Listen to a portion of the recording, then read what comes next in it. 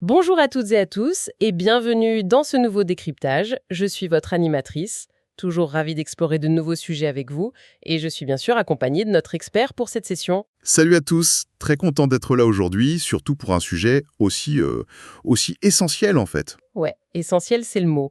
Aujourd'hui on fait une exploration en profondeur d'un ouvrage très spécifique, c'est le livre Premier secours spécial randonnée de Stéphane Ray et l'objectif de notre mission aujourd'hui c'est vraiment de décortiquer tout ça. Exactement, ce livre s'adresse vraiment à tout le monde. Que ce soit le promeneur du dimanche ou le trekker super aguerri, les principes restent les mêmes. Et c'est important de le préciser. D'habitude, quand on parle de randonnée, l'image qui vient à l'esprit, c'est ce panorama magnifique au sommet d'une montagne, non? Ah oui, complètement. Le soleil à travers les arbres, le bruit des oiseaux, l'air pur, la déconnexion totale quoi. Voilà. On lasse ses chaussures, on ajuste son sac, on s'attend à une journée parfaite. Mais la réalité qu'on a souvent tendance à occulter, c'est qu'il suffit d'une fraction de seconde pour que ce tableau idyllique vole en éclats. Une simple petite fraction de seconde, oui. C'est ça. Une pierre instable sous la semelle, un nuage noir qui franchit la crête à une vitesse folle, et soudain, le sentier super paisible bascule dans l'urgence absolue. Et la question vertigineuse qui se pose alors, quand on se trouve à des heures de la première route goudronnée, c'est qu'est-ce qu'on fait? Et c'est le moment précis où l'instinct de survie se heurte à la réalité du terrain. C'est là que le cerveau a besoin de repères vraiment clairs pour ne pas céder à la panique.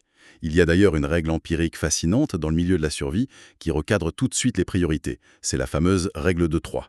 La règle de 3. D'accord, décortiquons un peu tout ça si tu le veux bien. C'est comme une sorte de compte à rebours physiologique, c'est ça, Chari? C'est exactement ça. C'est une hiérarchie implacable des besoins humains. Cette règle, elle postule qu'on ne peut survivre que 3 secondes sans vigilance. Ok, 3 secondes. Ensuite, c'est 3 minutes sans oxygène. L'urgence vitale, donc. Ouais. Et enfin, 3 heures sans réguler sa température corporelle, que ce soit face au froid ou au chaud. Et ce qui est fascinant ici, c'est que c'est précisément autour de cette mécanique de l'anticipation qu'est structuré tout l'ouvrage de Stéphane Ray. C'est pour ça qu'on plonge là-dedans aujourd'hui. L'idée, ce n'est vraiment pas de créer de l'angoisse chez ceux qui nous écoutent. On ne veut pas transformer chaque balade en forêt en mission commando, hein. Non, surtout pas. Le but, c'est tout l'inverse. Exactement. Comprendre ces mécanismes, c'est se libérer de la peur. C'est transformer l'imprévu en une situation qu'on peut gérer. Si on reprend ta règle de 3, la première métrique est quand même brutale. 3 secondes sans vigilance. Ça paraît infime. Ça l'est, c'est très rapide, mais 3 secondes d'inattention, c'est le temps exact qu'il faut pour rater le bruit sourd d'une chute de pierre au-dessus de soi. Ah ouais, c'est vrai. Vivable, de toute façon. Carrément. Mais c'est plutôt d'avoir une lecture active du terrain. C'est ce qui permet d'éviter l'accident bête qui déclenche tout le reste. C'est l'effet dominant, en fait. C'est comme la jauge de santé et d'endurance dans un jeu vidéo, sauf qu'ici, l'écran de Game Over est bien réel. Ouais, super analogie. C'est exactement ça. Si on trébuche à cause de ces 3 secondes d'inattention, on se blesse, on ne peut plus avancer, et là on s'expose directement à la limite des fameuses 3 heures sans réguler sa température. Voilà, on tombe dans le risque d'hypothermie ou d'hyperthermie. Et la physique thermique dicte carrément notre survie en plein air. Pour gérer cette fenêtre de 3 heures, le livre insiste sur un concept très connu mais souvent mal compris, le système des 3 couches pour s'habiller. Ah oui, le fameux système des 3 couches. On en entend tout le temps parler, mais j'aimerais qu'on aille un peu plus loin que la simple liste de vêtements. Comment ça fonctionne réellement sur le plan thermodynamique? Eh bien, c'est de la gestion de chaleur pure. Le corps humain en mouvement produit énormément de chaleur et d'humidité. Le but n'est pas de s'enfermer dans un scaphandre. Surtout pas. Non, le but c'est de créer un microclimat autour de la peau. La première couche, celle au contact direct du corps, elle doit être synthétique ou en laine mérinos. Mais attention, surtout pas en coton. Jamais de coton en randonnée. Jamais. Son rôle mécanique, c'est la capillarité. Elle doit aspirer la sueur pour l'éloigner de la peau. Parce que si la sueur reste sur la peau et qu'on s'arrête de marcher au sommet, là où il y a du vent, on gèle sur place. L'eau conduit la chaleur beaucoup plus vite que l'air, non? 25 fois plus vite. 25 fois, waouh! C'est énorme. C'est pour ça qu'un t-shirt en coton humide, c'est un véritable danger mortel en montagne. Il aspire la chaleur corporelle vers l'extérieur. Ensuite, on a la deuxième couche, typiquement une polaire. D'accord. Et elle sert à quoi exactement, cette polaire? Son rôle n'est pas de produire de la chaleur par elle-même. Son but, c'est d'emprisonner une couche d'air mort autour du corps. L'air stagnant, c'est l'un des meilleurs isolants naturels qui existent. C'est logique. Et enfin, la troisième couche, la veste imperméable et coupe-vent. Elle agit comme un bouclier. Elle empêche le vent de venir balayer et refroidir cette belle couche d'air chaud emprisonnée par la polaire. Et elle bloque la pluie, bien sûr. Donc en jouant avec ces 3 couches, on ouvre ou on ferme les vannes thermiques selon l'effort. C'est une sorte de climatisation manuelle en fait. C'est un super résumé. C'est exactement ça. Mais bon, garder ce microclimat intact, ça suppose de ne pas être forcé de passer la nuit dehors juste parce qu'on s'est perdu. Absolument. Et c'est là que la préparation de l'itinéraire devient cruciale. Une mauvaise navigation, c'est ce qui force le corps à dépasser ses limites temporelles et physiques. Le livre propose d'ailleurs une mathématique très stricte pour planifier sa marche. Oui, on ne planifie jamais une randonnée en comptant uniquement les kilomètres. En montagne, c'est le dénivelé qui dicte le temps. D'accord, et c'est quoi la règle de calcul? La règle moyenne, c'est de compter 300 mètres de dénivelé positif par heure. 300 mètres en montée. Voilà. Et 400 mètres en descente. Et à ce total, il faut impérativement ajouter 1 heure de marche par précaution. Toujours. 1 heure complète, ça paraît beaucoup. Pas tant que ça, en fait. Cette heure supplémentaire, elle absorbe la fatigue inattendue, ou le passage d'un ruisseau un peu gonflé par les pluies, ou même la nuit qui tombe plus vite que prévu. D'accord, je comprends. Et pour ne pas se perdre et faire exploser ce chronomètre, l'auteur préconise de maîtriser la carte topographique en papier et la boussole. Oui, les fondamentaux. Mais attends, j'aimerais qu'on s'arrête là-dessus un instant. Vas-y. Aujourd'hui, on a tous des smartphones avec des puces GPS ultra puissantes, on a des applications de cartographie hors ligne géniales. Pourquoi s'embêter à déplier une immense carte IGN en papier au beau milieu d'une rafale de vent? Ça paraît presque anachronique, non? Est-ce que c'est vraiment encore indispensable? C'est une excellente question, et l'auteur ne renie absolument pas la technologie, hein. Le livre mentionne que garder son téléphone chargé pour contacter le 112, c'est fondamental. Bien sûr. Le problème, c'est la fiabilité de la chimie des batteries face aux éléments naturels. Une batterie au lithium, quand elle est exposée à des températures proches de zéro, elle perd sa tension de manière fulgurante. Ah oui, on l'a tous déjà vécu en hiver. Exactement. Le téléphone peut s'éteindre à 40% de charge apparente, juste à cause du froid. Et puis, il y a le relief. Dans une vallée très encaissée ou sous une forêt très dense, le signal GPS, il disparaît tout simplement. C'est vrai que le réseau en montagne, c'est pas ça, hein. Voilà. Alors que la carte en papier et la boussole magnétique, elles ne connaissent pas les pannes de batterie. Elles ne connaissent pas les zones blanches. Ce sont des outils analogiques, mais c'est l'assurance vie du randonneur. C'est le filet de sécurité ultime quand tout le reste tombe en panne. C'est ça. La technologie est un bonus, mais l'analogique est indispensable. D'accord. Donc si on résume un peu pour l'instant. On évite l'accident bête avec la vigilance des 3 secondes, on gère l'itinéraire pour ne pas se perdre, et on maîtrise ses vêtements pour éviter l'hypothermie. C'est le plan de base, oui. Humain. Et si l'itinéraire est plus long que prévu, le corps commence à puiser dans ses réserves. Et c'est là que ça devient vraiment intéressant, notamment sur la gestion de l'eau. Ah, l'eau, c'est le carburant principal. Il y a une statistique dans le livre qui m'a vraiment frappée. Une déshydratation équivalente à seulement 2% du poids corporel entraîne une baisse vertigineuse de 20% des capacités physiques. Ouais, c'est massif. 2%, c'est rien sur la balance, mais c'est 20% de force en moins. C'est dingue. Et la mécanique biologique derrière ça est fascinante. Quand on perd de l'eau par la transpiration et par la respiration, le volume global de sang dans notre corps diminue. D'accord. Du coup, le sang devient plus visqueux, il est plus épais. Et pour continuer à apporter la même quantité d'oxygène aux muscles, le cœur est obligé de battre beaucoup plus vite et beaucoup plus fort. La machine s'épuise de l'intérieur, littéralement. C'est comme un moteur de voiture qui surchauffe par manque de liquide de refroidissement. C'est une très bonne image. Et le piège absolu, c'est que le mécanisme de la soif est un signal d'alarme qui arrive beaucoup trop tard. Quand on ressent la soif, la déshydratation a déjà commencé depuis un moment. Le sang s'est déjà épaissi. Donc il faut boire avant d'avoir soif? Exactement. Le protocole, c'est de boire quelques gorgées toutes les 30 minutes, de manière systématique. D'accord. Mais il y a un autre point vital soulevé par l'ouvrage concernant l'eau. Il dit qu'il ne faut jamais se laisser tenter par l'eau des ruisseaux sauvages, même si l'eau d'un torrent semble sortir directement d'un glacier pur. Surtout pas.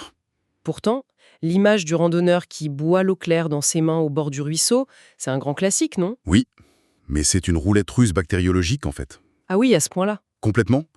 Parce que ce qu'on ne voit pas, c'est que 500 mètres plus haut, un troupeau de moutons ou des chamois ont très bien pu faire leurs besoins. Ou même pire, un animal a pu mourir dans l'eau. Oh waouh! D'accord, vu comme ça. Du coup, des bactéries ou des parasites, comme la fameuse Giardia, contaminent l'eau en aval. Sans pastille de purification ou sans filtre mécanique, boire cette eau, c'est risquer des troubles gastriques ultra-violents. Et ça accélère la déshydratation, j'imagine. Évidemment. Avec les vomissements ou les diarrhées, on se vide de son eau encore plus vite. Ce qui nous ramène direct à la menace vitale de l'épuisement. La boucle est bouclée. C'est redoutable. Et toujours dans la mécanique du corps, il y a la gestion des fameux petits bobos, les traumatismes articulaires. Si la vigilance des 3 secondes fait défaut, on se tord la cheville, l'entorse classique. Le grand classique, oui. Et là, j'ai besoin d'une explication sur le protocole du livre, parce qu'il bouscule pas mal d'idées reçues. D'habitude, on nous dit de mettre de la glace en continu, mais l'auteur préconise d'alterner le froid et la température ambiante. Oui, 2 à 3 minutes de froid, puis on enlève. Voilà. Pourquoi remettre à température ambiante? On veut étouffer l'inflammation, non? C'est une erreur très commune de penser ça. Glacer en continu, ça produit un effet de gel des tissus. Ça fige absolument tout, y compris la circulation sanguine locale. Or, le corps a besoin de ce sang pour commencer à réparer la zone blessée. Ah, je vois. Le mécanisme recommandé est bien plus ingénieux. En appliquant du froid, on crée une vasoconstriction. Les vaisseaux sanguins se contractent. D'accord, ça resserre les tuyaux. Exactement. Et quand on enlève le froid pour revenir à température ambiante, on crée une vasodilatation. Les vaisseaux s'élargissent de nouveau. Ah, c'est malin, hein? En alternant les deux de manière cyclique, on crée littéralement une pompe vasculaire artificielle. Ce mouvement de contraction et de dilatation va drainer l'œdème. Ça évacue les fluides inflammatoires loin de l'articulation. C'est beaucoup plus efficace pour réduire la douleur qu'un gros bloc de glace posé en continu. C'est de la vraie plomberie biologique, en fait. On utilise les changements de température pour forcer le drainage. C'est extrêmement intelligent. C'est fascinant la façon dont le corps réagit. Complètement.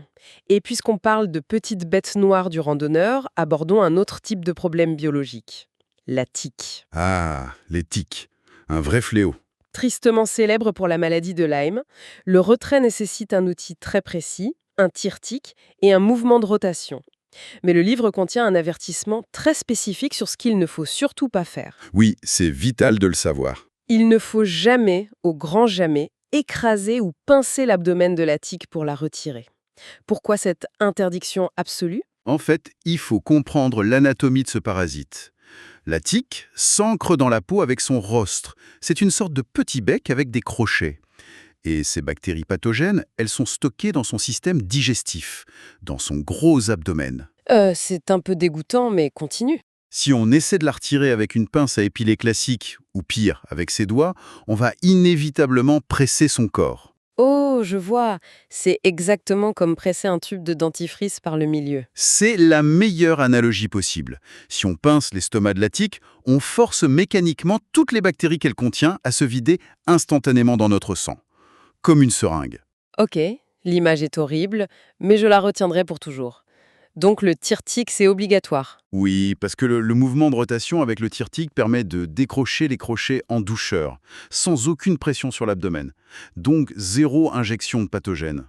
C'est vraiment la connaissance du mécanisme qui dicte le bon geste. Super clair. Bon, le corps est géré, l'équipement est prêt, l'itinéraire est bon, mais on n'évolue pas dans une bulle stérile. L'environnement extérieur peut être imposant et parfois menaçant. C'est clair qu'on n'est pas tout seul. Parlons de la météo d'abord. Les orages en montagne, on le sait, c'est d'une violence inouïe. Comment la physique de la foudre dicte notre comportement si on est surpris en plein milieu de nulle part? L'orage ne pardonne pas l'ignorance. La règle de base, c'est de ne jamais devenir le point le plus haut. Donc on fuit les crêtes et on s'éloigne des arbres isolés. Logique. Mais il y a un détail matériel critique dans le livre concernant notre équipement moderne. Les bâtons de marche. Ah oui, le carbone. Les bâtons sont de plus en plus souvent fabriqués en fibre de carbone pour être plus légers. Sauf que le carbone, c'est un conducteur électrique exceptionnel. Donc en gros, marcher avec des bâtons en carbone sous l'orage. C'est littéralement marcher avec 2 paratonnerres dans les mains. Il faut s'en débarrasser immédiatement et s'en éloigner. D'accord. Et ensuite, la position à adopter au sol est assez contre-intuitive. L'instinct nous pousse à courir pour chercher un abri ou alors à nous allonger complètement par terre pour être le plus bas possible. C'est ce qu'on aurait tous envie de faire. Mais le livre recommande de se mettre en boule, au sol, assis sur son sac à dos si possible, les pieds joints et les bras autour des genoux. Pourquoi cette position fétale hyper inconfortable en sombrant? C'est pour contrer un phénomène physique qu'on appelle la tension de pas. La tension de pas? Ouais. Quand la foudre frappe le sol juste à côté de toi, le courant électrique diffuse à travers la terre. Si tu es allongé de tout ton long, le courant peut entrer par ta tête et ressortir par tes pieds. Il va traverser tous tes organes vitaux, y compris le cœur. Oh mon Dieu. Et si tu es debout avec les jambes écartées ou en train de courir, Une jambe va se trouver à un potentiel électrique différent de l'autre, le courant va monter par une jambe, traverser ton bassin et redescendre par l'autre. D'accord, je comprends le problème. Donc en se mettant en boule avec les pieds bien joints et de préférence isolés du sol humide par un sac à dos, on minimise au maximum la surface de contact avec la terre. On offre au courant un chemin de moindre résistance qui va contourner le corps au lieu de le traverser de part en part. Encore une fois, c'est la physique fondamentale qui dicte la posture de survie. C'est fascinant. Et la nature, ce ne sont pas que des éléments climatiques, c'est aussi la faune. Ah, les rencontres avec les animaux. Il y a un passage très intéressant sur les sangliers. L'imaginaire collectif dresse souvent le portrait d'une bête féroce qui va nous attaquer. Comment la psychologie animale intervient ici? C'est important de démystifier ça. Le sanglier est par nature un animal craintif. Il va toujours préférer la fuite. Le danger n'apparaît que si l'animal se sent vraiment acculé, s'il est blessé ou si c'est une mère qui protège ses petits. D'accord. L'erreur humaine hyper classique, c'est de vouloir s'approcher pour l'observer ou pour prendre une belle photo avec son téléphone. C'est vrai qu'on a tous ce réflexe. Sauf que pour le sanglier, c'est interprété comme une attaque frontale. La règle, c'est de s'arrêter, de faire du bruit assez calmement pour signaler sa présence et de reculer. Et si jamais, dans le pire des cas, il charge? Dans ce cas rarissime, l'astuce, c'est d'utiliser l'environnement. Le sanglier, il est super puissant et très rapide en ligne droite, mais il n'est absolument pas agile. Il tourne mal, quoi. Exactement. Donc, se placer derrière un tronc d'arbre assez large et tourner autour de cet arbre si besoin, ça permet d'esquiver la charge. L'animal n'a tout simplement pas la flexibilité physique pour faire un virage serré à pleine vitesse. C'est bon à savoir. Si on relie ça à une vision plus globale, c'est vraiment une question de cohabitation en fait. Et cette notion de partage de l'espace, elle s'applique aussi aux autres humains, notamment aux chasseurs. Oui, le livre aborde ce sujet, sans tabou. Il brise l'idée d'un conflit inévitable sur les sentiers. Il conseille de s'informer, de porter un gilet jaune ou un vêtement voyant et de communiquer avec eux. La nature se partage, c'est du bon sens civique. Tout à fait. Il faut se signaler et discuter pour connaître les zones de battu. Mais justement, parlons maintenant du pire scénario. L'urgence absolue. Voilà. On a vu comment éviter les problèmes, comment gérer le froid, les blessures. Mais si tous les verrous sautent, si on en revient à la toute première règle, celle des 3 minutes sans oxygène, Là, on entre dans le domaine de l'arrêt cardio-respiratoire, l'ACR. et le constat du livre est brutal. Si le pire survient en pleine nature, les secours ne seront jamais là dans les 3 minutes. C'est matériellement impossible, même avec les meilleurs services de secours du monde. S'il y a un arrêt cardiaque sur un sentier en montagne, l'hélicoptère mettra au minimum 30 minutes pour arriver, souvent beaucoup plus. Et pendant ce temps, le cerveau est privé d'oxygène. Voilà, dans cet intervalle, si on ne fait rien, le cerveau subit des lésions irréversibles. Donc la seule personne capable de sauver la victime, c'est le randonneur qui se trouve juste à côté. Le simple témoin devient le maillon essentiel. Il devient le réanimateur principal. C'est une responsabilité écrasante quand on y pense. Mais la mécanique du massage cardiaque est expliquée avec une clarté absolue dans le livre. On devient, au final, une pompe manuelle de substitution. C'est exactement le terme. Le cœur, c'est juste un muscle qui fait office de pompe. S'il s'arrête de battre, il faut le presser mécaniquement, de l'extérieur, pour faire circuler le sang vers le cerveau. Ce sang contient encore un peu d'oxygène. D'accord. Et quel est le geste précis? Déjà, la victime doit être sur une surface dure. Ensuite, on place le talon de ses mains entrelacées au centre du thorax, sur la partie inférieure du sternum. Et le point clé, les bras du sauveteur doivent être bien raides, verrouillés au niveau des coudes. Parce que si on plie les bras, on utilise la force de nos petits muscles, les triceps, et on s'épuise en 1 minute, c'est ça? Exactement.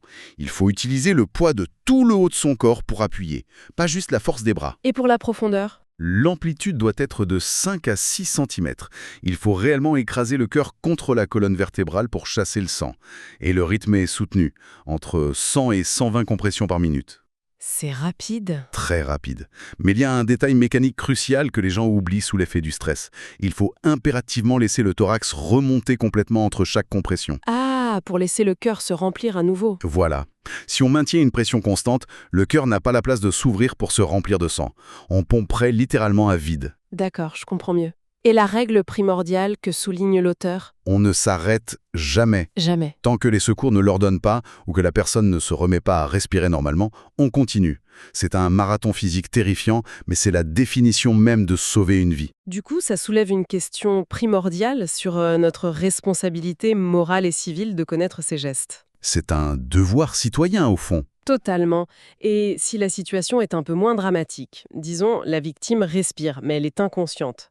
C'est là qu'on utilise la position latérale de sécurité, la fameuse PLS. Oui, et là encore, c'est une affaire de gravité et d'anatomie pure. Explique-nous ça. Lorsqu'une personne est inconsciente sur le dos, tous ses muscles se relâchent. La langue, qui est un muscle assez lourd, peut basculer en arrière et bloquer le fond de la gorge. Ça crée une asphyxie. D'accord. De plus, si l'estomac se vide, les vomissements ne peuvent pas sortir et risquent d'inonder les poumons.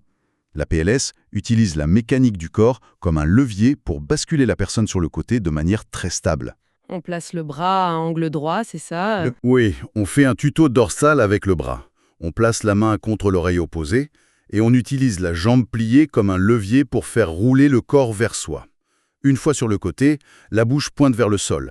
La gravité maintient les voies respiratoires ouvertes et les liquides s'écoulent vers l'extérieur. Quand on met bout à bout toutes ces notions, de la thermodynamique de nos vêtements à la mécanique de notre sang, en passant par le massage cardiaque, on réalise vraiment que la survie n'a rien à voir avec la chance. C'est juste de la connaissance appliquée. C'est exactement l'esprit de l'ouvrage. Et c'est ce qui rend cette lecture si puissante. Contrairement à ce qu'on pourrait penser, se plonger dans ces scénarios d'urgence, ce n'est pas du tout une démarche anxiogène. C'est pas fait pour dissuader les gens de sortir de chez eux. Au contraire, c'est l'ignorance qui génère la peur.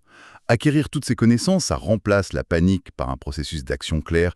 On comprend ce qui se passe biologiquement, donc on reprend le contrôle. C'est un véritable outil d'émancipation. Connaître ces protocoles, ça libère l'esprit. Et ça permet de profiter pleinement de la beauté de la randonnée, en toute confiance. On se sent prêt. On devient un acteur autonome, capable de veiller sur soi et sur les autres. Pour conclure cette exploration en profondeur, il y a une réflexion assez provocatrice mais super intéressante à garder en tête. Vas-y, je t'écoute. La prochaine fois qu'un sac à dos est préparé pour partir à l'aventure, au moment de peser sa gourde ou sa trousse de secours, il est judicieux de se demander si l'élément le plus lourd de l'équipement, ce n'est pas en réalité l'illusion que l'accident n'arrive qu'aux autres. Ah oui, c'est très joliment dit. C'est un bagage invisible, mais très dangereux. N'est-ce pas ? Si chaque personne sur les sentiers apprenait un seul de ces gestes vitaux, combien de tragédies en montagne deviendraient de simples anecdotes de voyage? C'est une invitation puissante à repenser notre préparation. C'est une belle conclusion et un bel hommage à ce livre qui est vraiment essentiel. Merci beaucoup de nous avoir éclairés avec ton expertise aujourd'hui. Avec grand plaisir. Et pour toutes les personnes qui nous écoutent, on vous souhaite de magnifiques explorations. Soyez prudents sur les sentiers et gardez toujours un œil sur les nuages. À très vite pour un prochain décryptage.